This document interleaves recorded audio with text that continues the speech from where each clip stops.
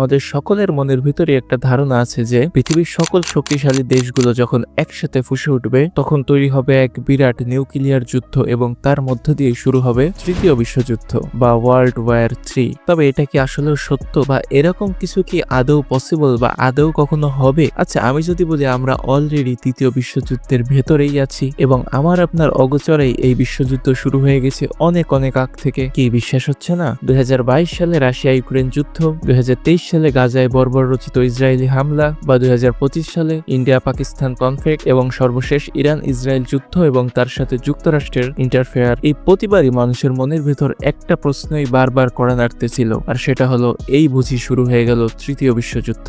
যুদ্ধ চলে, কিছুদিন পরে তার কনফ্লিক্ট কেটে যায় এবং আমরা স্বস্তির নিঃশ্বাস ফেলি, যাক বাবা এ যাত্রায় পৃথিবী হয়তো বেঁচে গেল। তবে আবারও আমাদের মনের ভেতর সেই একই প্রশ্নই বারবার কড়া নাড়ে যে তৃতীয় বিশ্বযুদ্ধ কবে শুরু হতে যাচ্ছে? কোন দেশ প্রথম নিউক্লিয়ার হামলা করবে? চীন আমেরিকা কি মুখোমুখি হবে, নাকি রাশিয়াই প্রথম আক্রমণ করবে? তবে আমি যদি বলি এই সমস্ত প্রশ্নগুলোই হচ্ছে ভুল। নিউক্লিয়ার হামলার মাধ্যমে আসলে তৃতীয় বিশ্বযুদ্ধ শুরু হবে না, বরং শেষ হবে। তাহলে এবার প্রশ্ন হলো, তাহলে যুদ্ধ শুরু হবেই বা কিভাবে? আর যদি যুদ্ধ শুরু হয়ে থাকে তাহলে সেটা কোথায় এবং কখন কিভাবে হচ্ছে? তবে আমার আপনার চোখের আড়ালে চলতেছে যে অদৃশ্য যুদ্ধ, এবং যে যুদ্ধে অংশ নিচ্ছি আমি আপনি আমরা সকলেই, যা চলতেছে আমার আপনার চোখের সামনে এবং আমাদের প্রত্যক্ষ অংশগ্রহণেই। আর এইসব প্রশ্নের উত্তর অনুসন্ধান করব মিস্টেরিয়াস এসএমএইচ এর আজকের এপিসোডে। So let's start the episode. World war 3 is not what you think.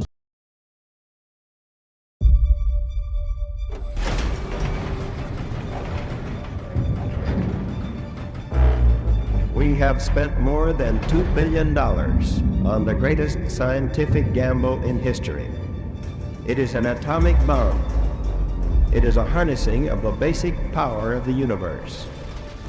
আমরা সবাই তৃতীয় বিশ্বযুদ্ধকে চিন্তা করি প্রথম এবং দ্বিতীয় বিশ্বযুদ্ধের সাপেক্ষে। প্রথম দুটি বিশ্বযুদ্ধে পৃথিবী দুই ভাগে বিভক্ত ছিল, যথারীতি বর্তমান সময়ের চিত্রটাও ঠিক একই। খেয়াল করলে দেখতে পারবেন যে একদিকে যেমন আমেরিকা এবং তার মিত্র দেশ, আর একদিকে রাশিয়া, চায়না এবং সম্প্রতি যুক্ত হয়েছে ইরান, এদের একটা জোট। তবে তৃতীয় বিশ্বযুদ্ধ গোলা, বারুদ, ট্যাঙ্ক কিংবা ফাইটার জেটগুলোর মাধ্যমে আসেনি। এই যুদ্ধ এসেছে social media, technology, AI, mind game, অর্থনীতি এবং প্রক্সিমায়ারে। 1914 সালে প্রথম বিশ্বযুদ্ধে সাক্ষী হয় পুরো পৃথিবী। তখন পুরো পৃথিবীতে থাকা দেশগুলো দুটি ভাগে বিভক্ত হয়ে মুখোমুখি সংঘাতে অংশ নেয়। শুরু হয় পৃথিবীর ইতিহাসের প্রথম বিশ্বযুদ্ধ। কেন্দ্রীয় শক্তি রাশিয়া এবং অস্ট্রেলিয়ার বিরুদ্ধে দাঁড়ায় মিত্র শক্তি রাশিয়া এবং ফ্রান্স। রক্তাক্ত হয়ে লড়াই হয়েছিল রাইফেল এবং গ্রেনেডের ব্যবহার করে। প্রথম বিশ্বযুদ্ধের রেশ কাটতে না কাটতে আবারও 1939 সালে জার্মানির পোল্যান্ডের উপর আক্রমণের সাথে শুরু হয়ে যায় দ্বিতীয় বিশ্বযুদ্ধ। আবারও পুরো পৃথিবীব্যাপী দুটি শক্তি, M4 শারমান কিংবা টাইগারের মতো tank, Floyd 88mm anti tank অস্ত্র এবং কেমিক্যাল ওয়েপেন, আর সবশেষ নিউক্লিয়ার হামলা। আর এর মধ্য দিয়েই এই যুদ্ধের ইতি টানা হয়। This is just in, ladies and gentlemen. President Truman just announced the first ever use of a new secret weapon, an atomic bomb of unparalleled strength. The bomb was deployed 16 hours ago and engulfed Hiroshima in a mushroom of fire.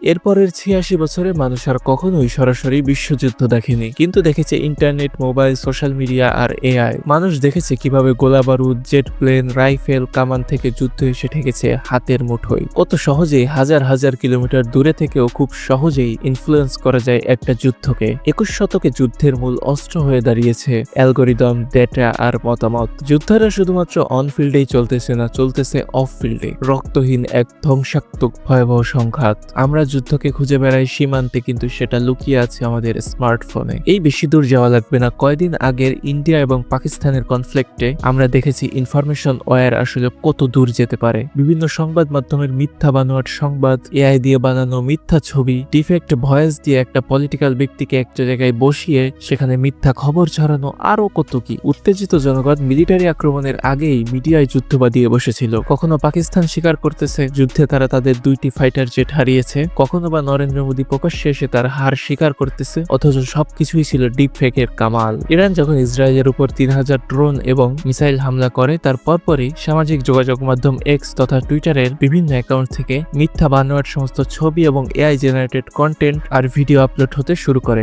কোনো পোস্টে দেখা যায় মোসাদের হেডকোয়ার্টারে আক্রমণ করেছে Iran. কোনো account থেকে আবার ছবি সহ দাবি করা হয় শুরু হয়ে গেছে তৃতীয় বিশ্বযুদ্ধ, অথচ সেটা ছিল 2021 সালে পোস্ট করা একটা পুরাতন ইউটিউব ভিডিও। তখন এরকম এরকম প্রায় 34টি ফেক এআই জেনারেটেড ছবি, ভিডিও এবং তথ্য খুঁজে বের করে আইএসডি, যা অলরেডি মানুষ 37 মিলিয়ন বার দেখে ফেলেছে। যুদ্ধের উত্তেজনায় কোনটা আসল, কোনটা নকল, কোনটা সত্য, কোনটা মিথ্যা, এসব বাজ বিবেচনা না করেই মানুষ এই সমস্ত পোস্টগুলোকে ধুমায় শেয়ার করতে শুরু করে দিল। মাঠের লড়াইয়ের পূর্বেই এক মিথ্যা অনলাইন যুদ্ধে জড়িয়ে পড়লো এক দেশ অন্য দেশের সাথে। সত্যিকার অর্থে এখন মানুষ জানেই না সত্যি কোনটা, মিথ্যা কোনটা, আসল কোনটা, এআই কোনটা। আর এটাই বর্তমান চলমান সব যুদ্ধের নতুন অস্ত্র, বুলেট নয়, বিভ্রান্তি দিয়ে মানুষকে কাবু করা। ডিজিটাল যুগে ফেক ভিডিও, ইমেজ শুধুমাত্র শত্রুপক্ষের মনোবল ভাঙছে না, সাথে সাথে নিজের মানসিক যুদ্ধটাও শুরু হয়ে যাচ্ছে। যুদ্ধের কষ্টগুলো অনুভব করতে এখন আর সশরীরে উপস্থিত হওয়া লাগতেছে না যুদ্ধের ময়দানে। 5,500 কিলোমিটার দূরে বাংলাদেশে বসেও হয়তো আপনি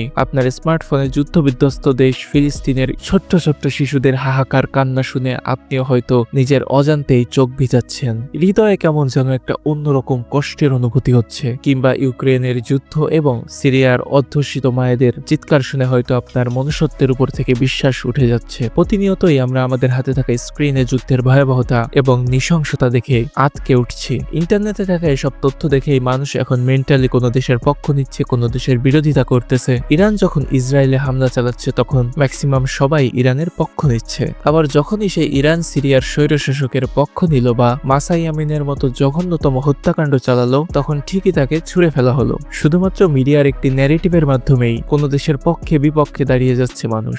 যেমন কিছুদিন আগে ইন্ডিয়া এবং পাকিস্তানের যে সংঘাত হয়েছিল, সেই সংঘাতে নানা ধরনের তথ্য নিউজ দেখেই বাংলাদেশে কিছু কিছু মানুষ প্যানিক হয়ে উঠতেছিল। এই বুঝি ইন্ডিয়া আক্রমণ করলো বাংলাদেশের উপরে। বর্ডার কিংবা দূরত্ব এখন মানুষকে যুদ্ধের আজ থেকে বাঁচাতে পারতেছে না। পৃথিবীর যে কোনো জায়গায় এখন বোমা ফেলা হোক না কেন, সেটার তাপ কিন্তু আমাদের পর্যন্ত এসে পৌঁছাচ্ছে। জীবনে নিরাপত্তাহীনতায় ভুগছি আমরাও। তবে বর্তমানে যুদ্ধ শুধুমাত্র মিসাইল হামলায় কিংবা ড্রোন হামলায় সীমাবদ্ধ নেই। মিসাইল কিংবা বোমায় এক নিমিষেই প্রাণ হারায়। তবে বর্তমানে তিলে তিলে ধ্বংস করে দেওয়া হচ্ছে একটা দেশকে। আর এই নতুন ওয়েপেনের নাম হচ্ছে স্যাংশন। যুদ্ধ হচ্ছে স্যাংশন বাড়িয়ে এক দেশ অন্য দেশকে অর্থনৈতিকভাবে ডাবিয়ে রেখে। আপনার কিংবা আমার চাওয়া পাওয়ার উপর কিন্তু কিছুই যায় আসে না। আপনি চান কিংবা না চান, আপনি কিন্তু প্রত্যক্ষ বা পরোক্ষভাবে এই যুদ্ধে অংশগ্রহণ করতেছেন। মার্কিন যুক্তরাষ্ট্রে ট্রাম্প ক্ষমতায় আসার পর থেকেই চীনের উপর শুল্ক বেড়ে তা প্রায় 150% উপর দাঁড়ায়, যার ক্ষতির ভাগ নিতে হয় আলটিমেটলি পৃথিবীর সমস্ত দেশকেই। কিংবা রেড সি এর হুতি আক্রমণের কথাই ধরুন। হুতিদের আক্রমণের পরেই সমস্ত জাহাজ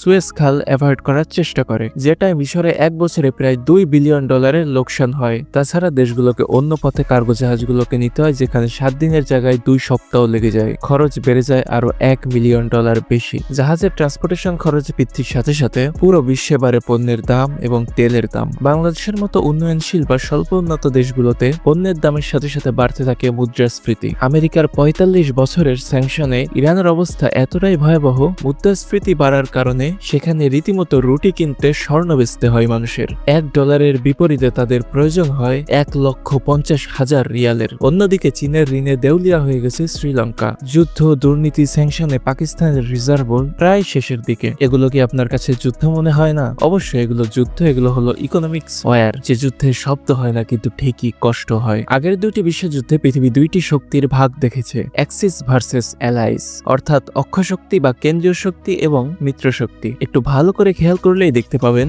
বর্তমান বিশ্বও কিন্তু ঠিক দুইটি ভাগে বিভক্ত হয়ে আছে। ক্ষমতার ছড়ি হাতে পেতে ঠিকই তলে তলে কলকাঠি নেড়ে যাচ্ছে অক্ষশক্তি এবং মিত্র শক্তি। যদিও দ্বিতীয় বিশ্বযুদ্ধের সময় যে জিওপলিটিক্যাল সিস্টেম ছিল তা এখন অনেকটাই পাল্টে গেছে। একসময় জাপানের হিরোশিমায় বোমা ফেলা আমেরিকা এখন জাপানের বিশ্বস্ত বন্ধু। আবার দ্বিতীয় বিশ্বযুদ্ধে আমেরিকার মূল প্রতিপক্ষ জার্মানি এখন অনেকটাই নিস্তেজ। ইউরোপীয় ইউনিয়নের দেশটি এখন আমেরিকার পক্ষের দেশ। তার বদলে আমেরিকার মুখোমুখি দাঁড়িয়েছে চীন এবং রাশিয়া। তাদেরকে ব্যাকআপ দিয়ে সাপোর্ট করছে ইরান, লেবানন এবং মিডল ইস্টের কিছু দেশ।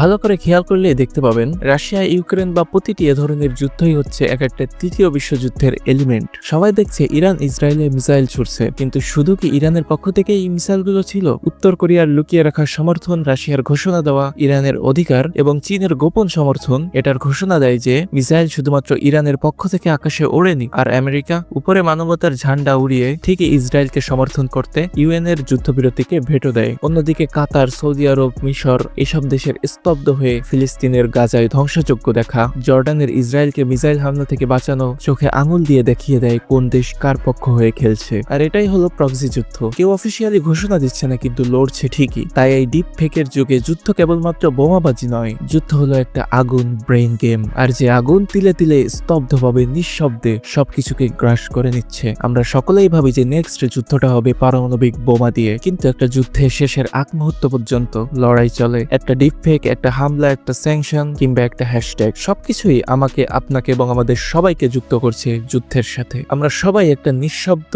গোপন যুদ্ধ করছি, যার শেষটা হবে নিউক্লিয়ার ওয়ারের মাধ্যমে। আর এটাই হয়তো তৃতীয় বিশ্বযুদ্ধ।